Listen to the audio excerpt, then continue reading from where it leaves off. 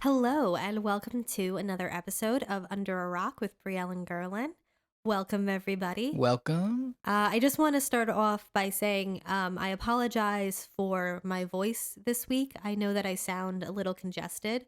I got COVID, so that was my life for a while. We A shoot these year later. episodes in advance, so it's everyone's fine. I'm not contagious anymore, but yeah, I got COVID. It sucked.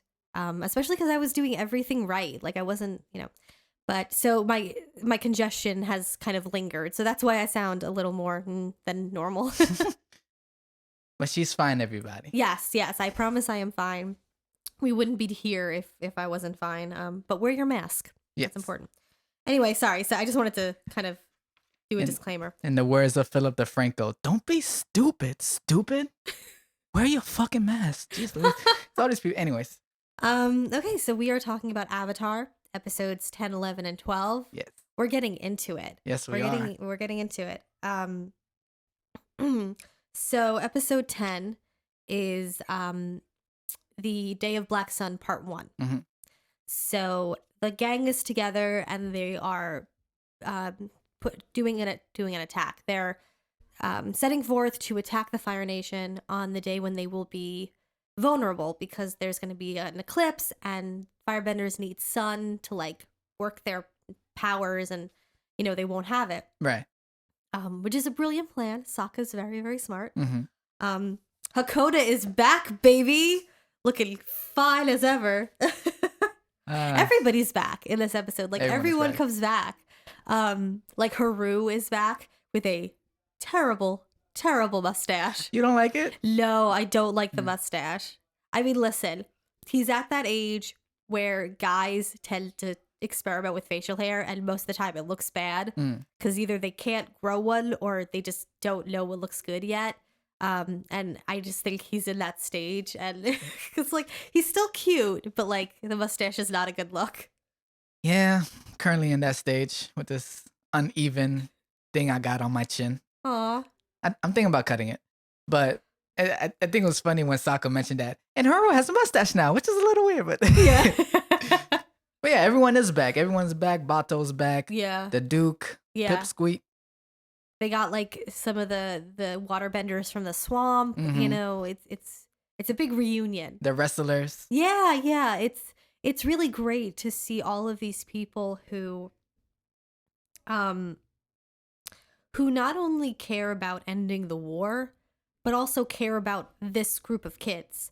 Cause like, the guys from like Earth Rumble, like they might not like the Fire Nation and they might want to end the war, but they don't have to fight. Right. But they care so much about Toph, which is very, very sweet, that they like travel all this way prepared to die and for her and for her cause. And that's awesome. It is. And I can only imagine how the Earth Kingdom as a whole is now that Ba Sing Se fell. Mm-hmm. So it might be impacting everybody now. Oh, it probably is. Like, definitely. I mean, the whole, like, city of Ba Sing Se has been destabilized. And they can't ignore it anymore. They can't ignore the war anymore.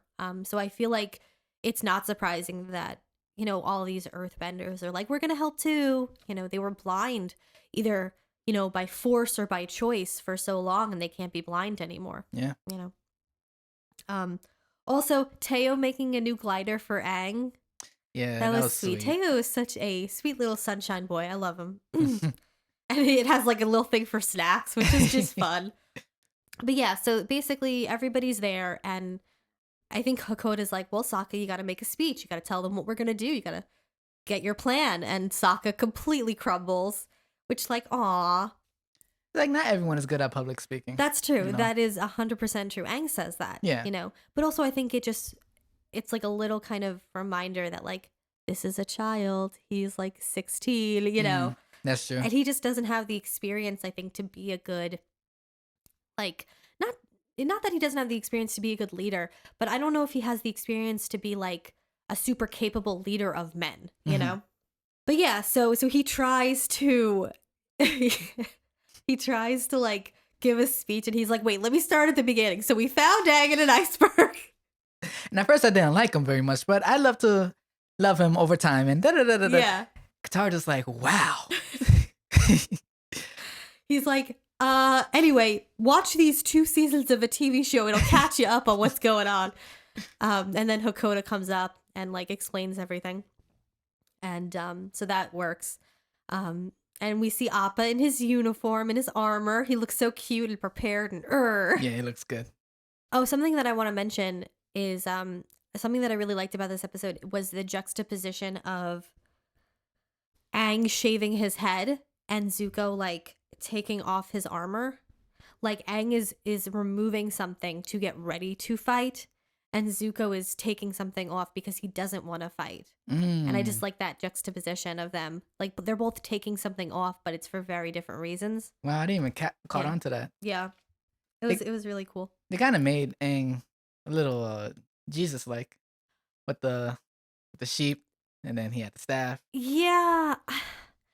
I agree with you, but I'm a little afraid to say that. Not afraid, but I'm a little hesitant to say that because that's pushing a Western idea and image onto a very Eastern character and an Eastern show.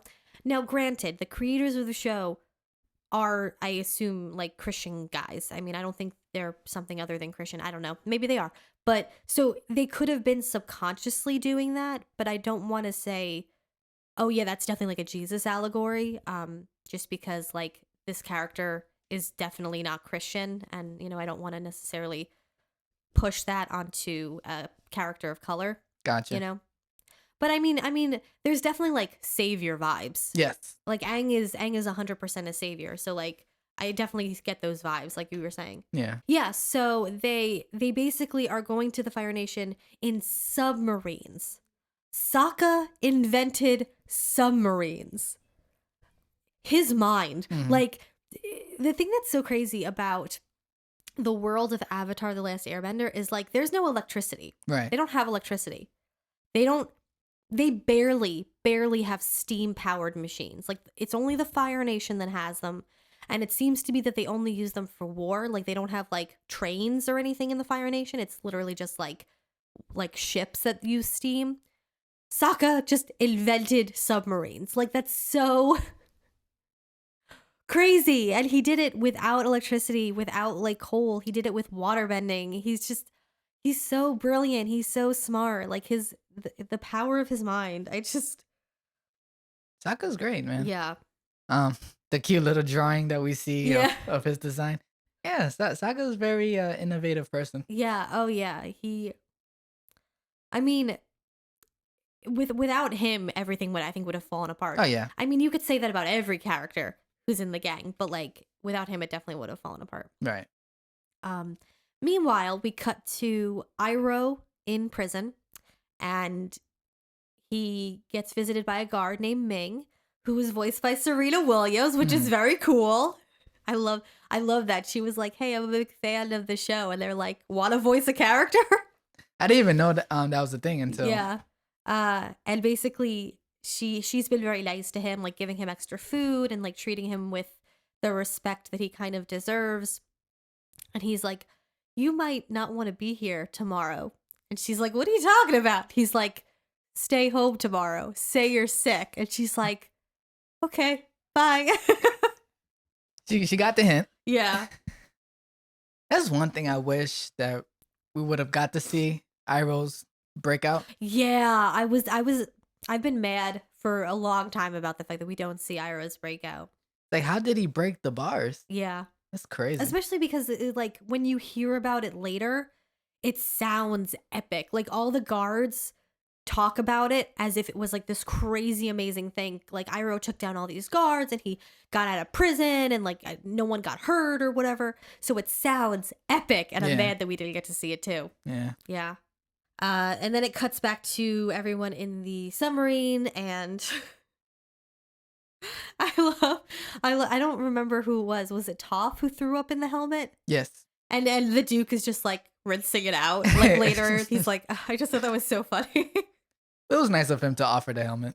Yeah. Yeah. Well, I feel bad for Toph because that probably was really disorienting to be under the water like that. So they get to the Fire Nation, and oh wait, no, this is a little before they like go off in the submarine, because Katara is going somewhere and Aang is going somewhere else. Oh, they came off of air. Yeah. And then They kiss on the submarine because Yeah. Aang is like, "Hey, I love you. Like, we might die, so I wanted to tell you," which I get. right. See, okay. So like, I ship it. I definitely ship Aang and Katara together. I think they're adorable and sweet, and I think they're meant to be together, and I think it's good that they're together or they end up together. But I still feel a little awkward like watching them kiss. Mm-hmm. I think it's because they're supposed to be like kids. Like it's weird because I don't necessarily feel awkward watching like Zuko and Mei kiss, or like Sokka and Suki, because they're like teenagers and teenagers kiss, all the time. And not to say that like a 14-year-old girl can't kiss someone, do whatever you want, but like I don't know, I think just because of the fact that like they're so young, like Aang is like 12 or 13. 100 and What? said 112. Well, I don't know. I'm just like, you guys are kids. Stop Right. kissing. That's weird. Like, as a 27-year-old woman, I'm like, ugh. Yeah. They kiss a lot. Like, in the show, they kiss a lot. And it's a little uncomfortable. Nah, I understand that. But at the same time, they're fighting a war, and it's Oh, I mean, I You know, get they- it. I definitely get it. But it I don't know. I might have had them kiss a little less. no, I understand that, and that's the fair point. When I was watching this, when it first came out, I remember thinking, man, I wish I had a girlfriend, blah blah, and why should I even want a girlfriend at that age, Yeah, that's So the only thing. I mean, granted, if children grew up without the messages of society like blasted on them from a young age, like TV and movies and stuff, how would they come to terms with their like sexuality and their attraction to other people and things? It might be that 12-year-olds are fine with kissing, but I guess with our kind of world and the world that we grew up in, it's a little uncomfortable. it's a little weird. A little No, uncomfortable. I get it. But I do still, I like Katang, Katara blushing and everything, because she likes Aang. She does.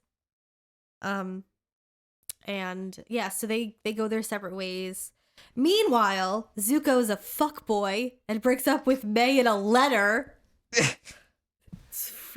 Zuko. He's still trying to figure things out. I know. He's a little confused. I know. I mean, I 100% believe that, like, the reason he did that was because if he had tried to talk to her, she would have, like, gone with him. And he was like, you can't come with me. Like, it's not safe. Mm-hmm. So I understand kind of from that point of view why he's like, oh, a letter is easier, because then she can't, like, stop me or try to come with me. Right. But still, like, Zuko, you were doing so well. Not through text, dude. Yeah. Do that. Not through text. I was broken up with through text once. Oh, that's trash. Yeah, it sucked. Do you want to talk about it, or? Well, I was really young. It was like it was in middle school, which, like, middle school relationships are not real relationships. I'm sorry. Like, we'd been going out. We had been going out for, I don't know, like 2 months. We hadn't kissed yet because I didn't want to kiss him, which I think should say something. Mm-hmm. And I was like going to ride my bike with some friends, and like he texted me on like my little flip phone, and he was like, hey, I'm sorry, I don't want to like be boyfriend and girlfriend anymore. And I was like, no. And I like cried because I was over dramatic. Mm-hmm. I was fine. I was literally fine. And also, for what it's worth, technically I broke up with someone through text. Technically. Yeah, this was a real relationship. I was dating this guy in California, and through various circumstances, we literally hadn't seen each other in 2 months. And, we were never like official. We were like seeing each other, but we weren't like officially boyfriend and girlfriend. And I texted him and I was like, hey, listen, I know that you're really busy, and you're like, he was suffering from like an injury, and I know that's why we really haven't seen each other, but I can't do this. Like, I can't be in a relationship with you if you're not going to put forth the effort to try and see me. I've offered you so many opportunities for me to come to you or go somewhere or do something that won't like mess up your injury or whatever. And like, it's like I'm hitting a brick wall here. And I was like, so when you're ready, you can come find me, but I'm done. And he was like, oh, and he was like, no, you're right. Like, I haven't been a good like person to you. And it was really amicable, but technically I did it too. So I guess I can't talk. I mean, what you gonna do? Yeah, but like I couldn't get a hold of him. So like how else was I supposed to? So you was forced to do it. A little bit, yeah. So there you go. So a little bit, yeah. You're in the clear. Anyway, so Zuko basically breaks up with May. He goes off to do something. We don't know what yet. The submarines with the cool bending power get to the Fire Nation, and they start like attacking basically. And something that I really enjoy about this episode is when they are like shooting rocks at those like battlements and like where the guns are and stuff. They show people like running out of the battlements or kind of jumping to safety and stuff. I appreciated that because while I think, you know, we watching the show now, we're like, oh, a bunch of people died today. I appreciate that the show is like trying to minimize the casualties because at the end of the day, it's still a kid's show. I appreciated that they showed the Fire Nation soldiers like running away or getting out of there or not getting hurt. You know, it's a little thing because I'm sure plenty of Fire Nation soldiers and others got hurt, but I just appreciate that the cartoonists and the writers were like, let's limit some of these casualties, you know? Right. Also, this episode has so many great moments for Sokka. Like throughout the whole battle, he's just like everything he's doing is like A+. Like he's like shooting like the rocks and like with his boomerang and stuff. It's so good. Yeah. It's a good episode for Sokka. I like the part where he got a sword and he like cut what was it, a spear in half and then he took the rhino. Yeah. That was cool. So good. And then Aang gets to the palace and it's empty. It's deserted. Sorry, but the Fire Lord you're looking for is in another castle. Yeah. That's basically what happened. Yeah. And I love how it kind of shifts in like tone because there's the battle outside and that's full of noise and motion and like color and action. And then Aang like bursts through the door. Empty. Everything's dark. Everything's cold. Everything is huge. It's so big in that palace. And it's just Aang. And it's like, ooh, spooky. Yeah. Yeah, and then that's basically the end of the episode. It's just basically the start of the battle. Yep. And then it's just a haunting way to. I mean, it's a two-parter. Yeah. And when they air this, it happened back to back. Yeah. There's just a haunting way of like him shouting out, "Where are you, Fire Lord?" So, Aang goes back. He meets up with the gang, and everyone's just like, "So, was this like a quickie?" Like, yeah, they're like, "Did you just like poof and then he's dead?" Like, the shock of realization on Sokka's face when he's like, "They knew." Wah, wah, wah. It made me mad because before the Earth King, so this goes back to your point from the previous episode where you was just like how the Earth King just up and left his kingdom. Yeah. He didn't think to tell them, "Oh yeah, remember the Kyoshi warriors that weren't Kyoshi warriors?" Yeah. Yeah, I told them the plan. Yeah. Fuck the Earth King, man, I tell ya. Yeah, it was it's so, yeah, it's really sad that they kind of did all this work kind of for nothing. Yeah. I mean, I don't think in the grand scheme of things it was for nothing. I mean, I think it definitely sent a message and, you know, it did give them some, I think, valuable information, but it was ultimately for nothing, which unfortunately that's war sometimes. Sometimes you have battles for no reason, and it sucks. But you're absolutely right. I didn't even think of that. Yeah. I didn't even think of the fact that King Kue knew about the attack and he didn't say anything. What an asshole. Like I understand that he was the figurehead and Long Feng controlled everything. But come on, dude. Yeah. Like you had to at least thought of. Oh, yeah. But yeah, Aang comes back. And it was like, oh fuck, they knew. I kind of like this part only because it's kind of RPG ish, where you have two choices. Yep. You know, Katara goes, maybe we should use this time to retreat. Hakoda goes, no, everyone who is here today, they knew the risk and they're willing to sacrifice their lives. And then Sokka goes, Aang, what do you think? Like, what do you think we should do? And I couldn't help but be like the little screen pops right? up and you have to like choose. Pick one. Yeah. Yeah, no, that's absolutely right. And the thing that I love is that everybody is in full support of Aang. Whatever Aang ended up choosing, they were behind him 100%. And they would have thought that it was the right thing to do. Well, maybe not inwardly, but outwardly they would have been like, this is the right thing to do. We support you.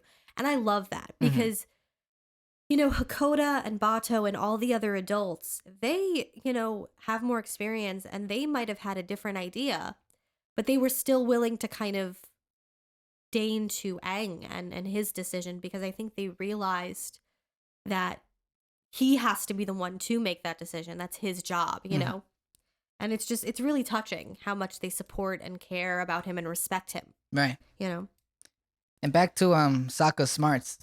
He's the one, because everyone thought that the Fire Lord was just not there, who up and left. Yeah. Sokka was the one that was like, nah. He would still have to be near the battle. Yeah. So there has to be some type of underground bunker somewhere in it. So smart. Yeah, so smart. So smart. But basically they kind of decide to like sort of push forward, but Aang isn't gonna like fight the Fire Lord today, which I think is for the best. I don't think Aang was ready to fight the Fire Lord. I think he thought he was, or he resigned himself to it, but I don't think Aang was ready. No, he wasn't. To fight the Fire Lord. Not even just the fact that he doesn't know firebending and therefore he hasn't mastered all 4 elements. I just don't think he was like emotionally ready to possibly kill someone. Yeah. You know? But then it cuts to Zuko, and he basically is leaving the Fire Nation. But before he goes, he has to talk to his dad. And it's honestly great. Like Zuko, for like the first time, is standing up for himself and confronting his father, which is, you know, the person who probably hurt him the most and the person that he is both afraid of and angry at. So it probably was very difficult for him. But he goes and he stands up to his father, and the thing that gets me every single time is Zuko is like, you had an Agni Kai against like a 13-year-old child. Like, how could you do that? And his dad is like, oh, it was to show you like respect or whatever. And Zuko goes, no, it was cruel and it was wrong. Snaps for Zuko. Because like that line is so powerful. Zuko, I think for such a long time, I think he knew deep down that it wasn't okay what happened to him. But I think he was so stuck on the idea of honor and pleasing his father that he justified it in his head that it was like okay because Zuko did something wrong. And so I think that in this moment it's him really fully realizing that his father was the bad guy and is the bad guy, and that no amount of anything Zuko could have done justified the Agni Kai, you know? Yep. And I just love that. It's such an important moment because that's the truth for all kinds of abuse. Like, no matter what you do, no one is deserving of that kind of abuse. And Zuko needed to realize it, and I'm so glad he did. And I'm glad that he had this moment to confront his father. I'm glad that the writers gave him that opportunity. You know, I think it was super important to him in his growth, in his development, to have the opportunity to confront his father. And it was just all about being heard. Like Zuko just he wanted nothing to be left unsaid. Yeah. It wasn't about fighting his dad or anything, because, you know, Ozai tried to sucker him in. It was like, you're only confronting me because of the eclipse. Like, you don't have the courage, blah, blah. Zuko was ready to walk out the door. It's like, I said what I need to say to you. Yeah. End of story. I'm out. Yeah. Like in the beginning, when he confesses that it was Azula who killed the Avatar, but the Avatar is still alive, and Ozai goes off. He was like, "Get out of my face if you know what's good for you." And then Zuko whips out the sword. It's like, "Nah, you gonna listen? Yeah. Like, you better sit your ass down. You gonna listen?" Yeah. But yeah, like it was a very powerful moment. It's so great because this has been the whole point of Zuko's arc. This has been the whole point of his like redemption, basically, to break free of like the brainwashing. Yeah. That he was the one in the wrong, and he had to prove something to his father. Yeah. And that his father was always right. And this is that moment where, thanks to Iroh, thanks to his years on the boat and his like time in Ba Sing Se, that he breaks free of that, and he's able to realize the truth of the situation. Like, he realizes not only that his father was wrong for the way that he treated Zuko, but that the country is wrong for the way that they view other nations and the way that they treat other nations. He's finally realizing that. And he says, he's like, we're taught that the Fire Nation is like the greatest place in the world, and we're like gifting everybody with our colonization and everything. And he realizes that that's not right. That's wrong. Bullshit propaganda. Yeah. That's what basically said. Yeah, it's really an amazing moment, because it's not just like Zuko realizing that he was treated poorly. It's that the Fire Nation has treated everyone poorly, And speaking of Iroh, when Zuko mentions that, when he mentions peace, Ozai scoffs it off, and he's like, "Oh, I see. It sounds like your uncle has gotten to you." And he says that as an insult. Zuko smirks and looks back at him. He's like, "Yeah, he did." Yeah. And Ozai just like, with the stink face, because he wanted that to like sting. Yeah. But Zuko took that as a compliment, and Ozai was like, "You little piece of shit." just taking all of his cards. Yeah. So the one trump card that Ozai had was what happened the night that Ursa. Who's Ursula? Is that Ariel? Yeah, that's Little Mermaid. That's funny. That the night that Ursa disappeared. That's the only trump card he had. Yeah. And rightfully so. Zuko wants to know. Yeah. What happened? And then this is the highly debated thing that you was talking about. Yeah, because like I remember when I first watched it, he was like, "Don't you want to know what happened to your mother?" And I was like, "What do you mean? She died?" And I was like, "Oh, I guess he's saying that because he wants Zuko to be like, what happened? Did you kill her? Did someone else kill her? Did she die another way?" So I was like, okay, whatever. Like, it was a little bit weird to me that Ozai would use that. But then I was like, well, the circumstances of her disappearance are a little muddy, so I guess that makes sense. And I was like, okay, whatever. And we moved on. And then later, when they bring up that Ursa actually isn't dead and she's like off somewhere, that's when I got mad. I don't know. I don't see much of an issue with it. Like, it kind of adds to the story. Like, I no, go ahead. So we can get into it more when we get to that episode. All I'm gonna say is I don't have an issue with the fact that Ursa was not killed or dead, and that she like basically was exiled. I don't have an issue with that. What I have an issue with is the way that it was executed, because it felt very out of the blue. I wish that if that's the road they were going down, which I assume it was, because these guys planned everything. So for them to be like, oh, wait, we have to add a plot point seems a little bizarre to me. So I just wish that they had put more foreshadowing in about Ursa possibly not being dead. Or that Zuko wanted to find her. I wish that they had put a little more foreshadowing that this was something that Zuko wanted.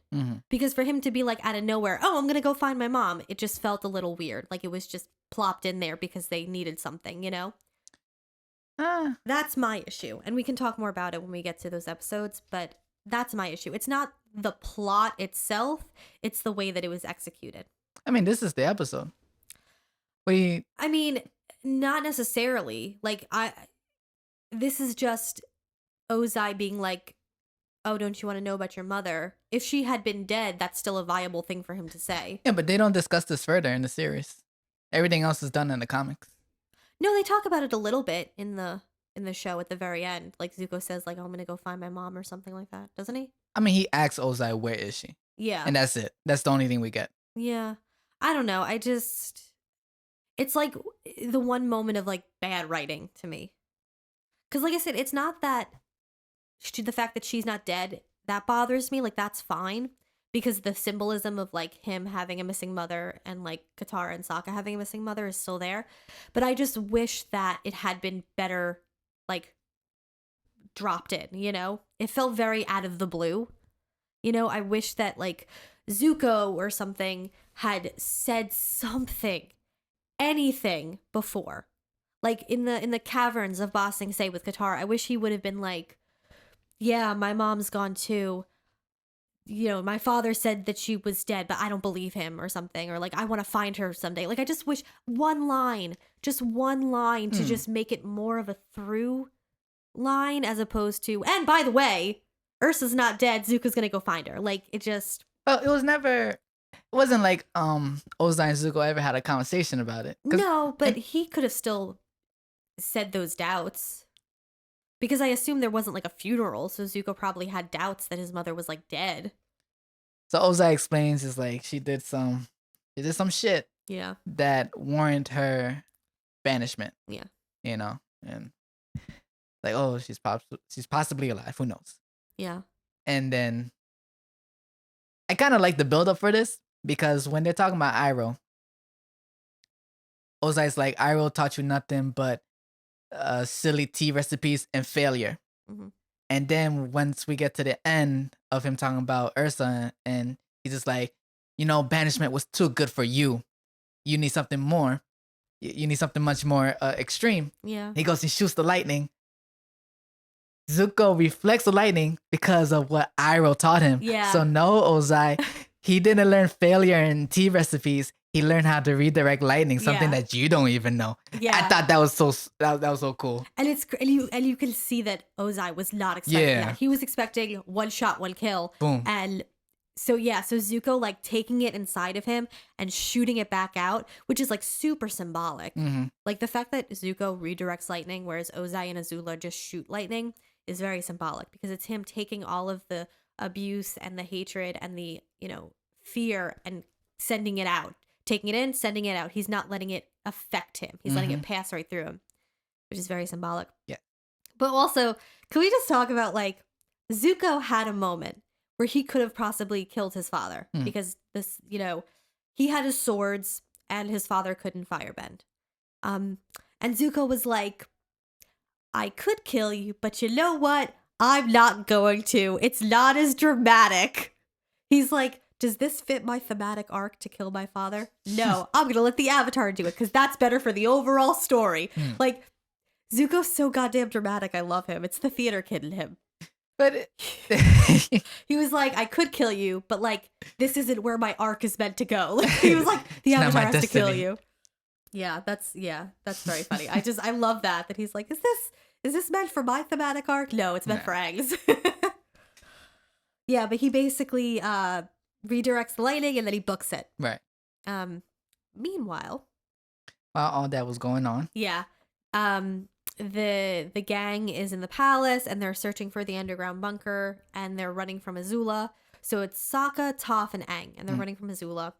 And Sokka, again, so smart. He sees right through Azula's ploys. He realizes that she's just kind of leading them around in circles so that they waste time, basically. Which, smart of Azula, but also smart of Sokka to realize that, oh, he's so smart. I love it. Azula being the bad bitch that she is. Yeah. Being the smart one that she is. She's such a master manipulator. Yeah. She's like, okay, I need to do a little extra for you. Sokka, was it? Yeah. Oh, my favorite little prisoner used to talk about you all the time and how you come and rescue her, but of course you never did. Yeah. She knows what strings to pull. Mm-hmm. Well, that's the thing that I really like about Azula is that she doesn't underestimate anybody. I think I spoke about this in an earlier episode. But she very well could have taken Sokka. I mean, I think she has a lot more power than he does.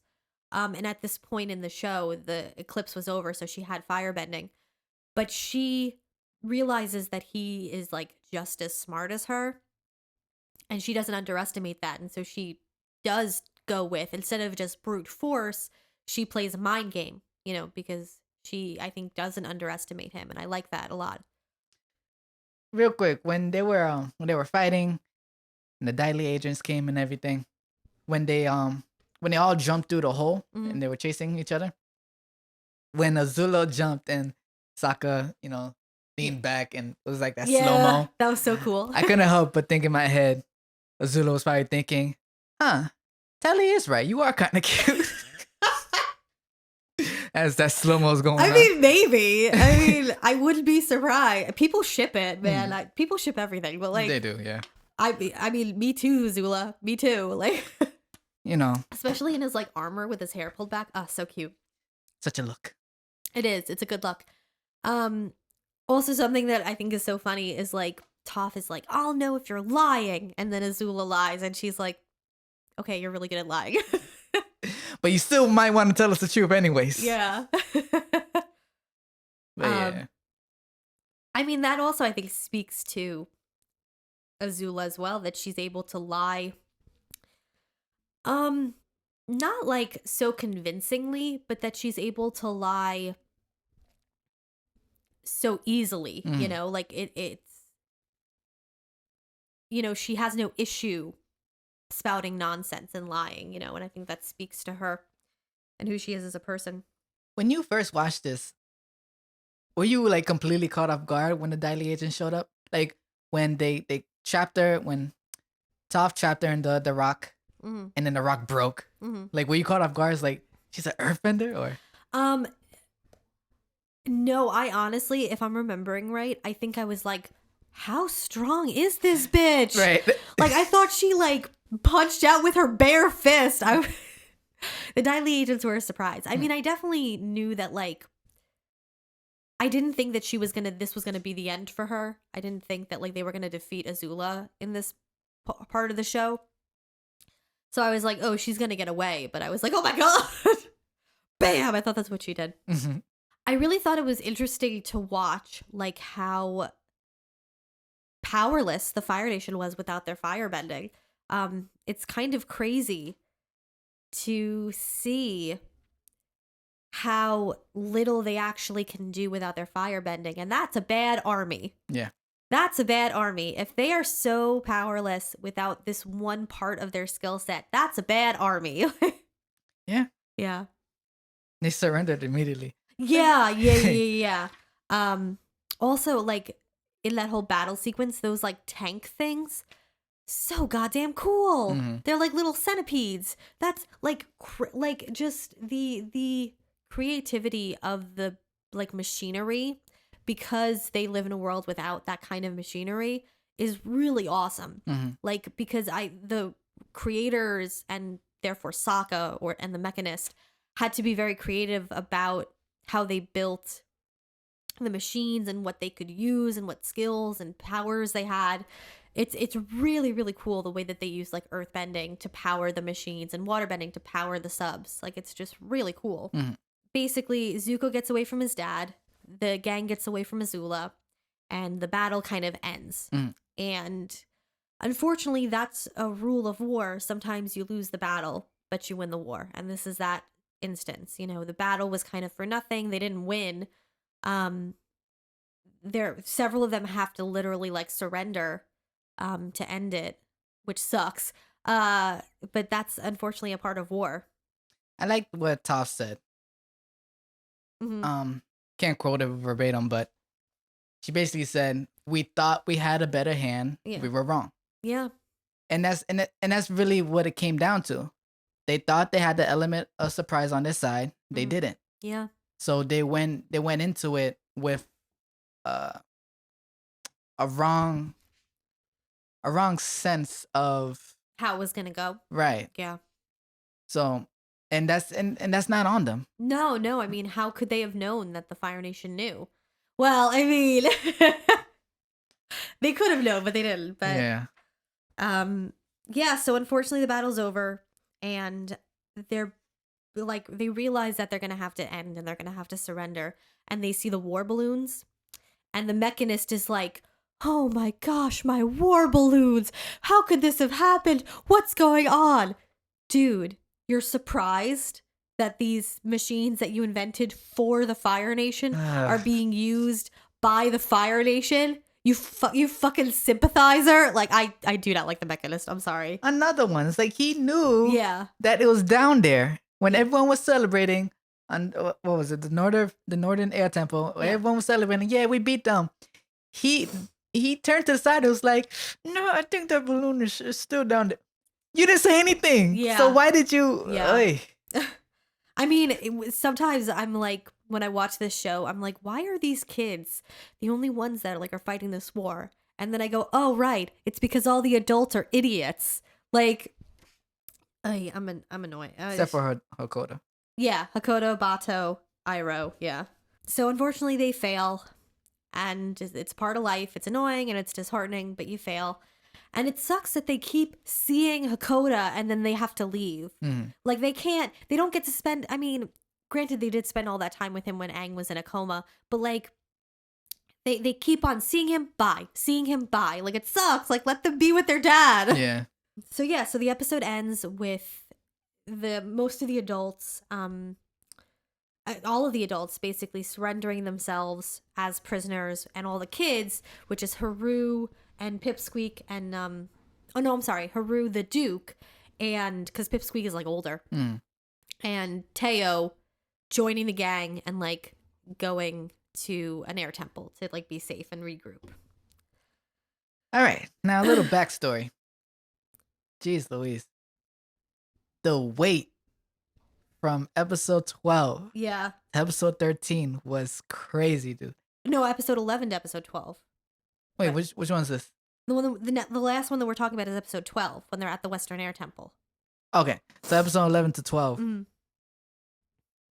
See, you're lucky because you got to binge it. Yeah. I had to wait a freaking year, man.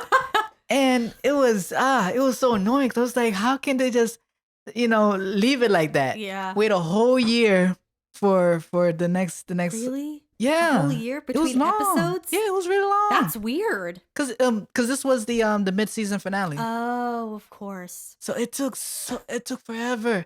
And this is around this time was when I found out about Comic-Con. And YouTube was out at this time. That's so weird to say. YouTube was new when all this was happening. That's so weird to say because it's so established now. Yeah. But yeah, there was a time when it was brand new. Yeah. Like, people were like, what? So YouTube was around, and I found out about Comic-Con, and I saw that the creators, they went to Comic-Con. They didn't show any footage because we had to wait a year. Yeah. But they did show a little puppet thing that they put together. Okay. Which was cute. Is that where that puppet thing is from? Because I've seen some of those. They're funny. Yeah. Very, very early 2000s, but it's funny. Yeah. It's very... It was a little funny thing of a parody. But yeah, man, we had to wait a fucking year, and then I found this thing, which kind of held me over, but... Yeah. Sorry, I got to binge it. Oh, screw you. Screw you. But yeah. Yeah, so all the kids end up at the Western Air Temple, which is so cool. The architecture is so cool because it's like an upside down temple. It's really, really cool. How would they even do that? Well, I guess if you have like magical element powers, you can do that. But still, with the scaffolding, gravity. I don't know. I mean, it's really cool. I don't know how they did it. Yeah. I don't. I wrote, Haru needed a makeover, LOL, with that mustache. They cut it? No. Just like when I watched the episode, I was like, oh God, that mustache. Listen, I have no issue with men with mustaches. I think a mustache on a man, if it's the right style and he's got the right face for it, can be chef's kiss. Very attractive. Very 70s. I'm very into that. But that like long, thin, I know that it's like the style because it's like a very like Asian style mustache, but I'm like, oh no, Haru. Doesn't work for him. Doesn't work. I get it. Yeah, so they end up at the Western Air Temple, and it turns out Zuko's there too. And he kind of has this flashback of the first time he was ever there because he went to all the air temples to try and find Aang. And I love Zuko just like cringing at his past self, like mood. We've all been there. Yeah. You know. And like and in the flashback, Iroh's like, oh, it's been like 2 weeks. 2 weeks? 2 weeks after half his face burned off and he's just like climbing a mountain? Zuko, chill. Like he wanted his dad's approval so badly. Yeah, he was crazy obsessed. Like it's, something that like struck me about these episodes though, like watching them now is this is a really hard time for Aang. Because not only does he have to deal with his failure with defeating the Fire Lord, because he thinks that was his like only shot, but he also has to deal with the physical proof that his people are dead. Like they're literally staying in an empty cavern where it was once full of life and full of people, and he has to like sleep there. And that's got to be kind of weird and awful and sometimes good but sometimes bad. They don't really talk about it much. No, they don't. Like, unfortunately they never really do in the show. They never really, I think, talk about how Aang feels about the genocide of his people. I mean, it's a very heavy topic, so I don't blame them for kind of only doing the very tippy of the iceberg with that, but like they just kind of brushed on it with the Southern Air Temple. Yeah. And that was it. Yeah. I mean, granted, Aang wasn't from the Western Air Temple, so he might not have as much of a strong connection to it, but I still imagine it probably isn't fun. I mean, so that's probably really kind of sad for him, dealing with a lot of like failure and upset and, on his part. It's still a really cool place and everybody's safe, so that's what's important. Meanwhile, Zuko is in the forest and he is practicing his elevator pitch to join the gang because he's decided he wants to join the gang because Aang needs a firebending teacher and he wants to end the war and see his father off the throne. And Zuko is such a master of impersonations. He's just so good at them.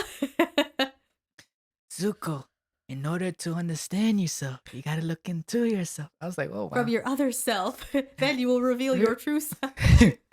Like, can't even understand him even when I'm trying to be him. Yeah. And then his Azula impression. And he just keeps talking to that frog. I just like his opening line, like, "Hey, Zuko here," and he keeps it. He keeps it. He's like, it. "That's a good one. I'm gonna write that down. That's a good one. I'm good now." Oh man. Listen. Zuko is a very awkward, oblivious, like 16-year-old kid. I'm not surprised that was his opening line. Mm-hmm. Why did I write that? Hold on. I'm trying to remember my notes because when we prepared for this episode, we couldn't film that week because I got sick. So I'm trying to remember what my notes correspond with because it's been a long time. Oh, not a long time, but like it's been like a week. Right. So I'm trying to remember what my note, because I literally wrote, Aang is every high school kid with their guidance counselor. Oh, because, and we got to talk about our future. Oh, yeah. Okay, yeah. It's like, yeah, sure, but watch this loop. Or yeah. We could talk about it when I show you this giant pie show table. Yeah, no, I do remember that. Kept trying to avoid it. Yeah. I mean, yeah, I don't blame him for wanting to, not think about that, considering what just happened. Mm. But that's Sokka. He is always kind of looking towards the future and the next big thing and what needs to be done. Because that's what he does. He keeps them all on schedule. Like, that's been his kind of gig the whole time. And I like how Sokka, that's the one, is like, well, the new plan is the old plan. Yeah. You're going to learn all the elements and going to take down the Fire. Yeah. Fire Lord. I mean, I think it's not why, but I think it kind of proves the idea that none of them were ready yet. Because the plan failed because none of them were ready. And like, even if they didn't know it, the like universe knew it. Mm-hmm. And, it's like, you can't skip a step. You got to go the right way. Right. The right way. Yeah, so then Zuko comes to them and he goes, "Hey, Zuko here." And they're all like, understandably, ew, no, go away. Mm-hmm. Appa approves. Appa likes him. He probably covered himself with honey. That's the first thing that Aang took notice of. When Appa started licking him, he was like, Like, what? Yeah. Oh, man. Well, Appa's a good judge of character. Yeah, he is. So I'm surprised that they didn't have Aang go, well, Alpha seems to like him. And well, considering Zuko tried to kill Aang on multiple occasions, I think he's a little more suspicious. But Appa's your best friend. He's literally true. your spirit animal. So, you know. And Zuko did save him from the Yuyan archers. I'm surprised that Aang didn't. Oh, well, he does mention it. He brings it up, but then there was like, well, he probably did it just so he could take you later. Yeah. But anyway, Zuko's explaining that he's like a good guy now. And then he says, yeah, and I'm sorry I sent that assassin after you. And they're like, record scratch. What? You sent Combustion Man after us? Well, that's not his name, but does Zuko even know his name? That's what I want to know. He probably does, but they don't care enough to like say it. Yeah, and then yeah. And but the thing is I don't blame the gang for not trusting Zuko. Yeah. Because they did not see his redemption arc. We did. The audience did. They did not. They have no idea that he went through all of that. As far as they knew, besides Toph, as far as they knew, he was chasing them, wanted to kill them, wanted to capture Aang. Then he was gone for like a while. His sister started doing that. And then they find Zuko again. He betrays Katara and aids in Aang's almost death. Like, as far as they know, he was never good. They don't know what he went through. Right. Which is, I think, very important because because Zuko's redemption arc is not for them. It was for him. And that's why I think he has to prove himself to all of them separately. You know, I think that's important that they did not see his redemption arc because it wasn't necessarily for them. It was for him. But it is a little frustrating as a viewer because you're like, no, but he is good now. You promise he is good. Yeah. And Toph tries to, well, not in the moment, but after the fact, she tries to get them to see, ironically, get them to see the. Well, she says that. She's like, how can you all be so blind? Like, but the thing is, Toph doesn't have that shared history. And also, I think Toph understands Zuko, like his lifestyle and the way he was raised, because she was kind of raised that way too. So I think she kind of understands what he's giving up, what he's risking, and what he was dealing with before he got here, which I think is why Toph is so understanding of him. Yeah, she even said it's like, you know, considering from the messed up family he's from. Yeah. Yeah, she understands him. So she goes and she tries to talk to him. Mm-hmm. Zuko doesn't know it's her. Yeah. Freaks out. Burns her feet. And you know what's so crazy? She still isn't mad at him. No. Like, he burned her feet, which is how she sees, and she acknowledges that it was an accident. It was a little bit her fault because she had snuck up on him. And she was like, no, that's cool. Like, you know, gotta love Toph. Yeah. She's so, like, I don't know if she's the youngest technically or if Aang is the youngest. Like, I know her and Aang are supposed to be the same age, but I don't know who's younger. But sometimes for being the youngest of the group, she really is one of the wisest. Yeah. And I think that speaks to how she was raised and who she is as a person. Like, she can really catch you off guard because she's kind of like loud and brash and immature, but I think she really does have a lot of wisdom and intelligence, and, you know, she shows it here. But yeah, Zuko comes to them and he's like, I'm so sorry. Like, it was an accident. And while they're talking, Sparky Boom Man shows up. Combustion Man shows up. And he starts attacking them. And Zuko's like, stop. Like, I'll pay you to stop. Like, I don't want to do this anymore. And Combustion Man doesn't stop, which I never understood. This happens in other movies and TV shows, like where there's an assassin. And like the person who hired them is like, I'm calling off the hit. I don't want to do this anymore. And the assassin just decides not to listen. That's bad business practices. No, it is. Can I just say, like, you're not going to get any repeat customers, Mr. Assassin. I don't get it. And in this case, I want to say because it became personal. Yeah. Because they were probably the first ones to really throw him off guard. Yeah. No one ever hit him here before, and they did. So it was like, oh, nah, these kids need to die. Yeah, I mean, you're probably right. Yeah, it definitely was, I think, personal. But I don't know, that just bothers me as like a trope because I've seen it in a bunch of movies. And it's like, you work for money. You're not supposed to have any emotional connection. So make it stop. Like, That's true. But But yeah, I think this is a specific situation. So they're fighting him, and Zuko, genius that he is, throws the boomerang and hits Combustion Man in the head again, and like basically kills him. That's why math is important, kids. You said Zuko. Yeah. Sokka. Oh, Sokka. I'm sorry. Yeah, yeah. No, you're fine. That's why math is important, kids. Yeah, because he's able to calculate the angle that would hit Combustion Man, which is so brilliant. He's so smart. Yes. Like, yeah. So that's done. That's over. Goodbye, Combustion Man. Thanks for being here. Basically offed himself. Yeah. Not intentionally, but. Yeah. Thanks for playing. Bye. Which is interesting, because you would think someone who shoots fire with their mind that he would know, oh, I just got hit in the head. I better not use my mind to. But no, he's just so enraged. Yeah, I think that's the thing. He was so angry, and I think so, like, almost like, not humiliated, but he was so, like, about the fact that these kids were outsmarting him, that I think he just was like, all he thought about was hurting them. So basically, Sokka saved the day, but Zuko got the credit. Yeah, yeah. What you gonna do? So after that happens, they realize that Aang needs a firebending teacher. It has to be Zuko. He's really the only one who's around who can do it. But I think it's really important that all of Aang's teachers are children like him. Pakku did not teach him how to waterbend. Katara did. Like, Aang tried to go to that earthbending school. He tried to ask King Bumi to be his earthbending teacher, but no, it had to be Toph. And same with Zuko. Like, Zhang wasn't right for Aang. It had to be Zuko. I think it's so important that all of Aang's teachers are kids like him. Kids who grew up with this war surrounding them. Kids who understand the importance and the loss of what this war has been. And kids who, like Aang, want to see a better future.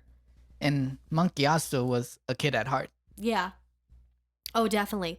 Yeah, I think it's so important that, like, the people who teach Aang are youthful like he is. He wasn't being taught by some adult who was jaded or, you know, failed in their, you know, life's goal. He was taught by the same people who are going to rebuild the world when this is over. Yeah. And I think that's super important, you know? Yep. Like, I think that's why Aang couldn't be taught by all those adults. Like, King Bumi knew this. Pakku, I don't think, and Zhang, I don't think knew or realized. King Bumi did. But Aang needed teachers who were like him, who understood him the way that adults didn't. Yep. You know. Now Zuko's part of the family. Yeah, he's part of the gang. It was his destiny to capture the Avatar, and he's going to, with friendship. Boo. Oh, man. Yeah. So Zuko joins the gang. He's going to be Aang's firebending teacher. Everybody except for Toph, but Toph still is like a little bit. They're like, we don't really like you, but I guess you can stay. And Katara's like, if you hurt him, I will kill you, and like your destiny's gonna end right here. She Without was hesitation. ready. Yeah. Gotta love something. Okay, something that this isn't the first time I've seen it. But something that I really love as a character trait is when female characters especially are allowed to be ruthless. I love that. I think it's such an interesting and complex and negative, I think, trait to give to a female character. Like, the other character that I always think about when I think about ruthlessness is like Hermione from Harry Potter. Because Hermione, for all of her intelligence and her bravery and her, you know, big heart, she's incredibly ruthless. She is not afraid to do what needs to be done to, like, end you. You know, in the Harry Potter books, she literally keeps a person in a jar for a good couple of months. She's that ruthless. And it's such an interesting character trait to give someone as, like, a negative kind of character trait. And I love that it's here too, that, you know, there's like a negativity or a negative aspect to Katara's kind of, like, the positive of being ruthless is like, you don't stop, you don't give up, you always do what you need to do. And that those are all good things when you're able to be that kind of person who does what needs to be done. But there's a negative aspect to it, which is like the ruthlessness, where you're not afraid to hurt people to do what needs to be done, and Katara has that. She really does. And I love that. I love that kind of a character trait, you know? Yeah. She's like, I'm going to hold this grudge and I'm going to hold it forever. Like, she does. That's like part of her. She holds grudges. I mean, she held one against Zuko. She held one against the man who killed her mother. Like, but yes, she's like, your destiny will end right here. No hesitation. Oh. Yeah. And he's like, okay. Nice hair. Oh, man. What a way to end that episode. Yeah. But, you know, we end on, but it's somewhat positive. Yeah. Because everybody's basically safe. Everybody's okay. And now Zuko is finally with the gang. Yeah. Team Avatar. Team Avatar. Well, almost. Almost. Yeah. Still gotta get Suki. Yeah. Suki is a part of Team Avatar. And when people do not include her, it bothers me. Yeah. Yeah, she's literally a part of whatever. Yeah. It bothers me so much because, granted, she wasn't with the Team Avatar for a long time. I understand that. But she was part of the main, like, war effort. And she was part of the main battle. And so it always bothers me that they don't always include her in, like, merchandise and stuff. This is dumb. I mean, Sokka literally says Team Avatar, air, water, fire, earth, sword and fan. Yeah. So she's included. Yeah, so what? Yeah. Whatever. Anyway, yeah. So yeah. That's the end of it. When I tell you this was an emotional roller coaster. Yeah. Waiting a whole year. Was someone got to binge it. Yeah. All you. Sorry. But yeah, man. Just we're almost there. We're halfway. Yeah, we are done. halfway through the 3rd season. We're coming up on it. Yeah. You know. Crazy.